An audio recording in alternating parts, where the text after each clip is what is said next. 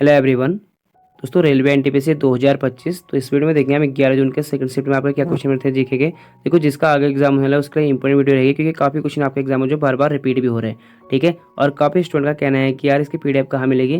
देखो या तो मैं इसका लिंक डाल दूंगा डिस्क्रिप्शन में, आप वहाँ से डाउनलोड कर सकते हो, नहीं तो मैंने आपको अपना व्हाट्सएप नंबर दे रखा है, आप वहाँ से भी मुझे सिर्फ पीडीएफ करके लिख देना। ये मेरा व्हाट्सएप नंबर आपको मैं फिर देता हूँ 84, जो पहली बार जुड़े हैं 84759273 और 2, और जिस दिन से आपका एग्जाम होगा आप इस पर आप क्वेश्चन भी डाल सकते हो।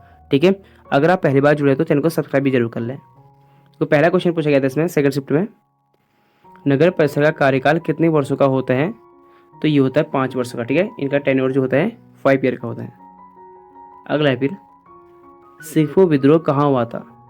देखो विद्रोह से आपके हर एग्जाम में क्वेश्चन पूछे जा रहे हैं, तो आपको विद्रोह जो है हर एक पढ़ के जाना है, खास रूप से प्रीवियस क्वेश्चन में बने हुए हैं। सिर्फ एनटीपीसी रेलवे के नहीं कह रहा हूँ मैं, एसएससी के भी हो तो आपको वो भी पढ़ के जाना है। तो 1843 में अरुणाचल प्रदेश में होता है।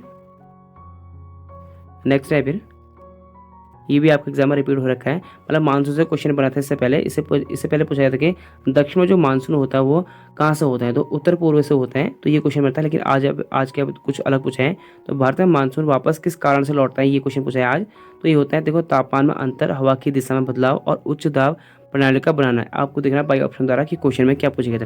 ठीक है, टेम्परेचर, विंड की डायरेक्शन और formation of high pressure system. फिर है अगला, वर्तमान में भारत के प्रधानमंत्री का प्राइवेट सेक्रेटरी कौन है, तो ये बताना है हमें। तो ये अभी बनी है निधि तिवारी। नेक्स्ट है, और आपकी जो है ज्योग्राफी से और हिस्ट्री से ज़्यादा क्वेश्चन बनने, और पॉलिटिक्स से आपको क्या करना है, आर्टिकल संविधान में जो संशोधन हो रखे हैं उनको जरूर पढ़ लेना। कौन सा राज्य भूटान और बांग्लादेश दोनों की अंतर्राष्ट्रीय सीमा को साझा करती हैं। तो which state share international border with both Bhutan and Bangladesh. तो ये असम राज्य करते हैं। देखो असम जो सीमा है भूटान से 265.8 किलोमीटर तक फैली हुई है, जो 4 सेक्टर के अंतर्गत आती है, और वहीं बांग्लादेश के साथ 262 किलोमीटर तक फैली हुई है, यानी बहुत लंबी असम। भारत का आर्थिक क्षेत्र समुद्र तट से कितनी दूरी तक फैला हुआ है। तो ये जो है इकोनॉमिक जोन ये फैला है 200 माइल रेंज तक। और 2011 की जनगणना, यहाँ से भी आपके हर एक सेक्टर में क्वेश्चन बन रहे हैं। तो जो आपसे मैं डेली कह रहा हूँ ना, आप उनको जरूर पढ़ के आएँ। और एनालिसिस का मतलब भी यही होता है कि आपको कुछ और चीज़ पढ़ना नहीं है। अभी आपको जो मैं आपको एक्स्ट्रा बता रहा हूँ ना, ये चीज़ पढ़ना है। जैसे आपके कंप्यूटर के 4 से 5 क्वेश्चन वो आपको मैं डेली कह रहा हूँ कि इनको पढ़ लो शॉर्टकट की, वो भी आज मैंने आपके रखे हैं, उनको भी आप जरूर देख लेना। 2011 की जनगणना, आर्टिकल, संविधान में संशोधन जो कर रखे हैं। तो इससे पूछ रखा है 2011 की जनगणना के अनुसार भारत का लिंग अनुपात क्या है। What is the sex ratio of India according to 2011 census.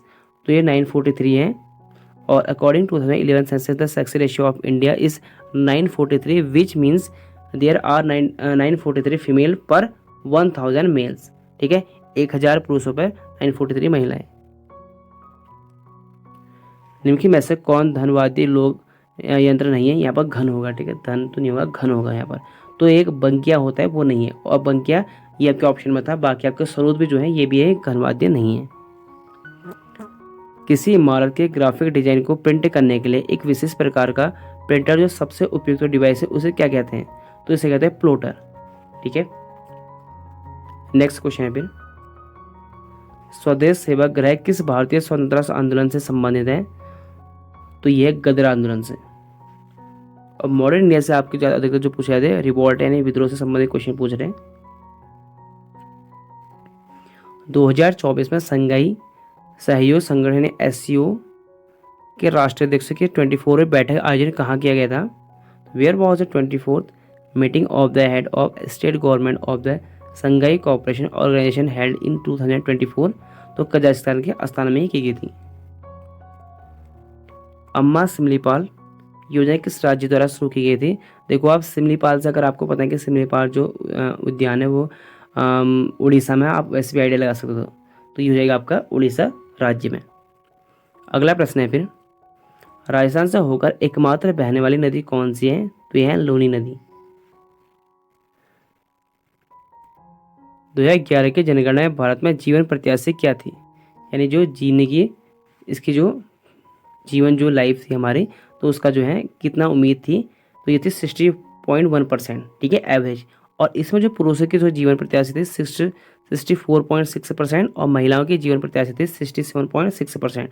ठीक है, महिलाओं की ज़्यादा थी, पुरुषों की कम थी। ठीक है, इतना एवरेज मान के चलो कि एक पुरुष और महिला भारत में भी रहते हैं इतनी उम्र तक। 2024 यूएसए ओपन महिला एकल का खिताब किसने जीता था? तो ये आर्यना सबालिका ने जीता था। अगला है फिर 2025 में यूएनएफ ट्रिपल सी कोप 30 की मेजबानी कौन सा देश करेगा? तो विच कंट्री विल होस्ट? तो ये ब्राजील इसको कर रहे हैं होस्ट। अगला है फिर नेक्स्ट क्वेश्चन, 1833 का चार्टर एक्ट के द्वारा क्या किया गया था? तो what was done by the charter act of 1833? तो एंड ऑफ ट्रेड मोनोपोली। ठीक है, एकाधिकार को समाप्त कर दिया गया था ताकि जो है और लोग भी जो है ट्रेड में आए। इस अधिनियम ने भारत में ईस्ट इंडिया कंपनी के साथ, देखो भारत के साथ ईस्ट इंडिया ने कंपनी जो है चार्टर एक्ट जो है 1833 तक व्यापार बंद कर दिया था। 1813 में भारत के साथ किया था और 1833 में जो चाइना के साथ भी बंद कर दिया था। ये भी एग्जाम बन सकता है। भारत के साथ 1813 में और पूरा चाइना के साथ जो ईस्ट इंडिया कंपनी बंद कर दिया था फिर ये 1833 में। इस अधिनियम ने भारत ईस्ट इंडिया कंपनी के व्यापार एकाधिकार को समाप्त कर दिया था, जिससे मुक्त यानी व्यापार और प्रतिस्पर्धा को बढ़ावा मिला। मैत्रिक वंश के शासक प्रारंभ में किसके अधीन थे? To whom were the ruler of the Maitraka dynasty initially subordinate the Gupta empire. अगला है, इनमें से कौन सी लोक अदालत की विशेषता नहीं है पूछा गया था इसमें? तो देखो ये आपको बाय ऑप्शन द्वारा करने थे। देखो लोक अदालत जो होती है विशेष विवादों को सुलझाने के लिए एक औपचारिक कानून की प्रक्रिया नहीं है। ठीक है, ये अनौपचारिक है, ये औपचारिक नहीं है। लोक अदालत एक अनौपचारिक मंच है जहाँ विवादों को बातचीत, परामर्श और सुलह समझौता के माध्यम से सुलझाया जाता है, जिससे त्वरित और सस्ता न्याय मिल सके। ये होते हैं। उष्णकटिबंधीय पर्णपाती वनों के महत्वपूर्ण वृक्ष का नाम बताइए? तो देखो ये थे, इसमें होते हैं आपका सागौर साल, शीशम, महुआ, चंदन, आंवला, होर्रा, महुआ, सेमल, कुसुम। अब आपको ये करने थे बाय ऑप्शन द्वारा कि आपके ऑप्शन में क्या पूछे जाएंगे। अगला फिर मनमोहन सिंह पहली बार भारत के प्रधानमंत्री कब बने? When did Manmohan Singh become the prime minister of India for the first time? देखो ये इसमें लिखा है, देखो आपको 2004 से बने थे और 2000 ये बने थे 14 तक। फिर इसका प्रधानमंत्री नरेंद्र मोदी बने। देखो ये पहले प्रधानमंत्री ऐसे हैं जिन्होंने अपना कार्यकाल पूरा करने के बाद दूसरे बार प्रधानमंत्री बने। एक बार तो 2004 से 2009 तक बने और दूसरे बार इन्होंने भी शपथ ली थी 2009 में, और ली थी इन्होंने 2009 में। 2 बार बने थे और ऐसे पहले प्रधानमंत्री हैं आज़ादी के बाद जिन्होंने जो है पहली बार प्रधानमंत्री बनने के बाद दूसरी बार फिर जीते। ये पहले है, ठीक है, प्रधानमंत्री दूसरी बार हैं, जो मोदी जी हैं दूसरी बार हैं, लेकिन ये पहले हैं। अगला पे नीति आयोग का एसेट कार्यक्रम किससे संबंधित है? तो देखो इसके जो है कई हैं। देखो कार्यक्रम जैसे नीति आयोग का एसेट कार्यक्रम जो accelerating sustainable state energy transition का संक्षिप्त रूप है। राज्य को हरित ऊर्जा और मदद करने के लिए, और यह कार्यक्रम राज्य को ऊर्जा परिवर्तन की योजना बनाने, कार्यान्वित करने और बैंक योग्य परियोजनाओं की पाइपलाइन तैयार करने में मदद करती है। फिर पूछा गया था अंतर्राष्ट्रीय सौर गठबंधन के रूप में फिर से किसे चुना गया है? तो ये भारत को फिर से चुना गया है, रिलेक्टेड का रखा है। तो अंतर्राष्ट्रीय सौर गठबंधन के रूप में फिर से भारत को चुना गया है। फ्रांस को सह अध्यक्ष चुना गया है, इसमें रूप में चुना गया है, और आशीष खन्ना को IS का महानिदेशक चुना गया है।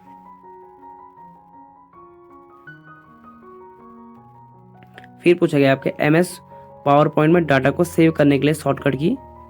तो यहाँ पर सेव कंट्रोल आपका हो जाएगा ऐसे। आपको मैं पहले भी करा चुका हूँ, आपके हर एक शिफ्ट में 2-2 क्वेश्चन बन रहे हैं, इसको आप जरूर नोट कर लें। ये आपको मैं 5 तारीख को करा चुका हूँ। बाकी जिसने देखा था उसके तो क्वेश्चन सही हो रहे होंगे। बाकी देखो control A select, B bold, C copy, D open, E centre में अगर आपको ले जाना हो, जैसे ये हो गया आपका लेफ्ट साइड, ये आपका right side centre, F find यानी अगर आपको कोई फाइल खोजनी है,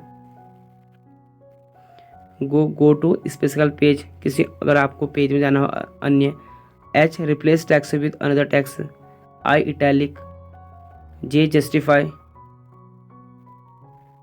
K open insert hyperlink, L left side, M indent और paragraph from the left side, N open, कोई भी अगर आपको डॉक्यूमेंट ओपन करनी है, ठीक है, न्यू ओपन मतलब। Control O open and existing document file. P printer, ये आपके 2 या 3 बार बन चुका है, आपके एनटीपीसी एग्जाम में हर बार रिपीट हो रहा है, 2-3 एग्जाम आपको देखने को मिल जा रहा है, हर हर आपको तीसरे एग्जाम में देखने को मिल जा रहा है।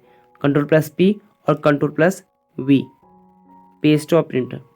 Q remove paragraph formatting. R right side.